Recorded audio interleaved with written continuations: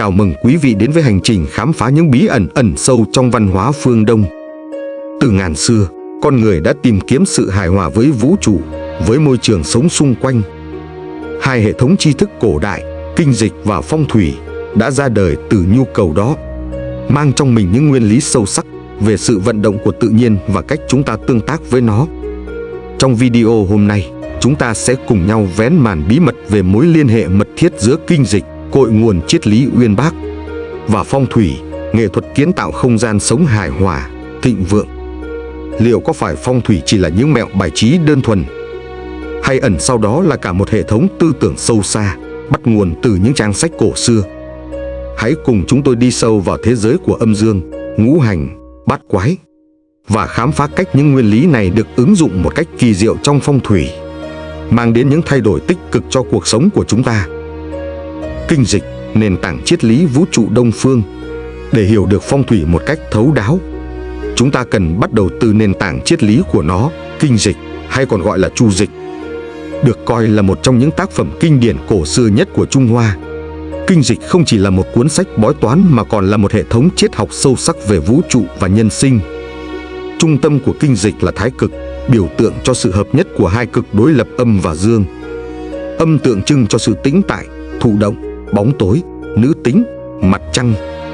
Dương tượng trưng cho sự động lực, chủ động, ánh sáng, nam tính, mặt trời. Hai lực lượng này không ngừng tương tác, vận động, chuyển hóa lẫn nhau, tạo nên mọi sự biến đổi trong vũ trụ. Từ thái cực sinh ra lưỡng nghi, âm và dương. Từ lưỡng nghi sinh ra tứ tượng, thái âm, thiếu dương, thiếu âm, thái dương. Và cuối cùng là bát quái, 8 hình tượng cơ bản đại diện cho 8 trạng thái, 8 khía cạnh của tự nhiên và đời sống. Mỗi quẻ trong bát quái mang một tên gọi, một hình tượng và những thuộc tính riêng biệt, liên quan đến các yếu tố tự nhiên như trời, càn, đất, khôn, sấm, chấn, gió, tốn, nước, khảm, lửa, ly, núi, cấn, đầm, đoài.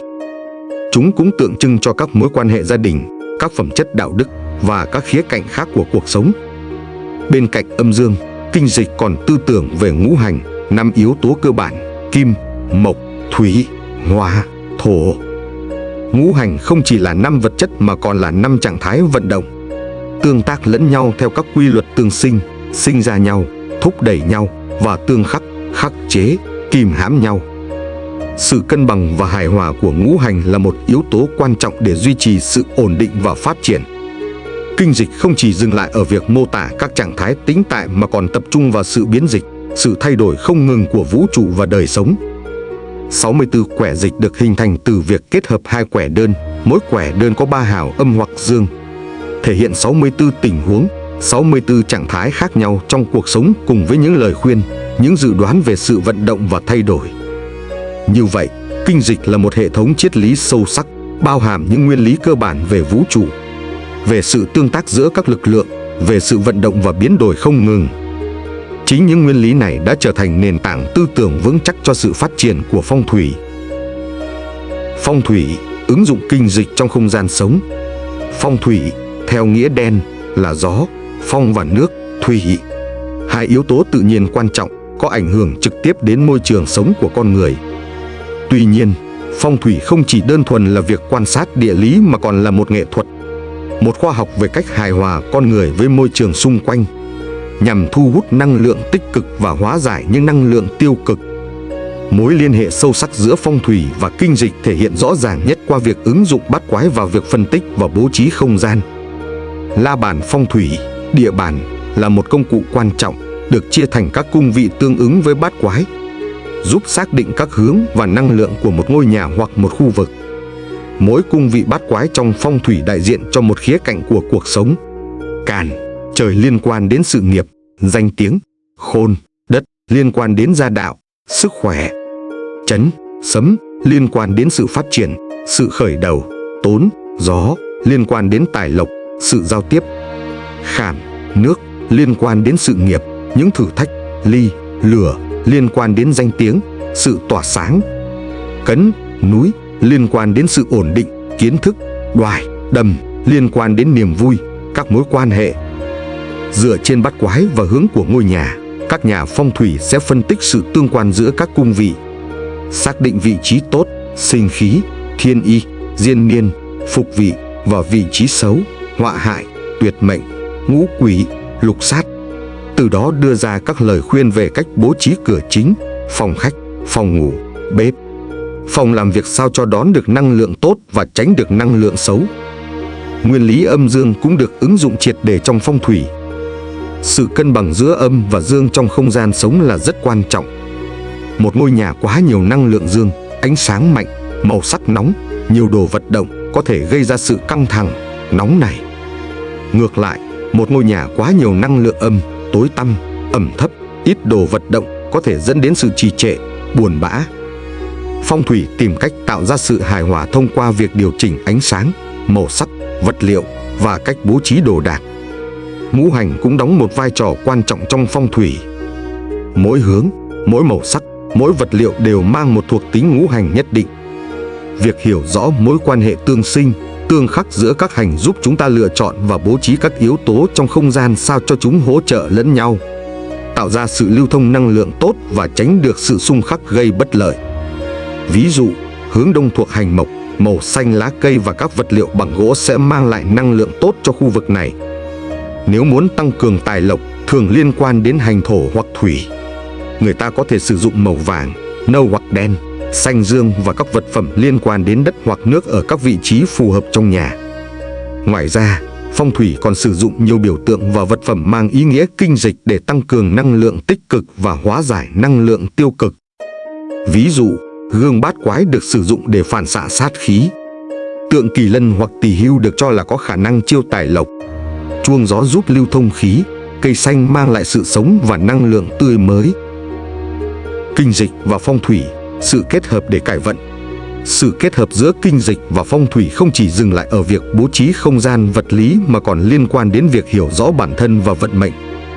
Kinh dịch có thể được sử dụng như một công cụ để thấu hiểu các xu hướng, các cơ hội và thách thức trong cuộc sống. Khi kết hợp với phong thủy, chúng ta có thể tạo ra một môi trường sống hỗ trợ cho những mục tiêu và mong muốn của mình. Ví dụ, nếu một người đang gặp khó khăn trong sự nghiệp, thường liên quan đến quẻ càn hoặc khảm, việc xem xét hướng nhà, vị trí phòng làm việc và cách bố trí các vật phẩm liên quan đến hành kim hoặc thủy, tương sinh hoặc hỗ trợ cho càn và khảm, theo nguyên lý phong thủy có thể mang lại những thay đổi tích cực.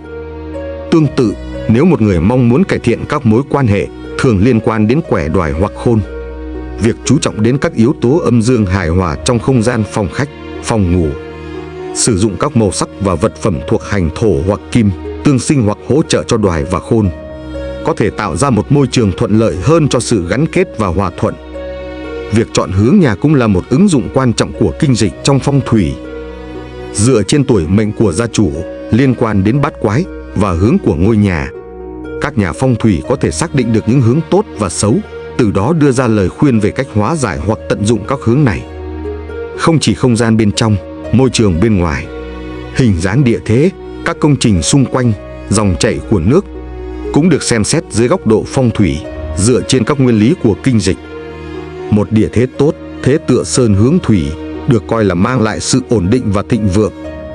Tuy nhiên, cần nhấn mạnh rằng phong thủy không phải là một phép màu có thể thay đổi vận mệnh ngay lập tức. Nó là một công cụ hỗ trợ, giúp chúng ta sống hài hòa hơn với môi trường, khơi thông năng lượng tích cực và giảm thiểu những tác động tiêu cực. Sự thay đổi thực sự đến từ sự nỗ lực và hành động của chính bản thân mỗi người. Kinh dịch và phong thủy, khi được hiểu và ứng dụng một cách đúng đắn, có thể trở thành những người bạn đồng hành quý giá trên hành trình tìm kiếm sự cân bằng, thịnh vượng và hạnh phúc trong cuộc sống. Qua hành trình khám phá vừa rồi, chúng ta đã thấy được mối liên hệ sâu sắc và không thể tách rời giữa kinh dịch và phong thủy. Kinh dịch là cội nguồn triết lý, cung cấp những nguyên lý nền tảng về âm dương, ngũ hành, bát quái. Phong thủy là sự ứng dụng những nguyên lý đó vào việc kiến tạo không gian sống, nhằm đạt được sự hài hòa với môi trường và cải thiện vận khí. Việc hiểu được những nguyên lý này không chỉ giúp chúng ta có cái nhìn sâu sắc hơn về văn hóa phương Đông, mà còn mang lại những lợi ích thiết thực trong cuộc sống. Bằng cách tạo ra một không gian sống cân bằng, hài hòa, chúng ta có thể cảm thấy thoải mái hơn, khỏe mạnh hơn và thu hút những điều tốt đẹp đến với mình. Tuy nhiên, hãy nhớ rằng phong thủy không phải là một tín ngưỡng mù quáng. mà là một hệ thống tri thức dựa trên sự quan sát và phân tích. Việc áp dụng phong thủy cần có sự hiểu biết đúng đắn và linh hoạt, phù hợp với từng hoàn cảnh cụ thể. Hy vọng rằng video này đã mang đến cho quý vị những kiến thức bổ ích và khơi gợi sự quan tâm của quý vị đến vẻ đẹp và sự uyên bác của kinh dịch và phong thủy. Hãy bắt đầu hành trình khám phá và ứng dụng những nguyên lý này vào cuộc sống của mình để tạo ra những thay đổi tích cực. Vừa rồi là những chia sẻ thú vị về mối liên hệ giữa kinh dịch và phong thủy. Nếu bạn cảm thấy video này hữu ích, đừng ngần ngại nhấn nút thích, like để ủng hộ kênh nhé. Để không bỏ lỡ những nội dung hấp dẫn khác về văn hóa phương Đông và những bí quyết cải vận, hãy đăng ký kênh ngay hôm nay và bật thông báo. Bạn có bất kỳ câu hỏi hay muốn chia sẻ trải nghiệm nào không? Hãy để lại bình luận bên dưới. Chúng tôi luôn trân trọng mọi ý kiến đóng góp từ quý vị. Xin cảm ơn và hẹn gặp lại.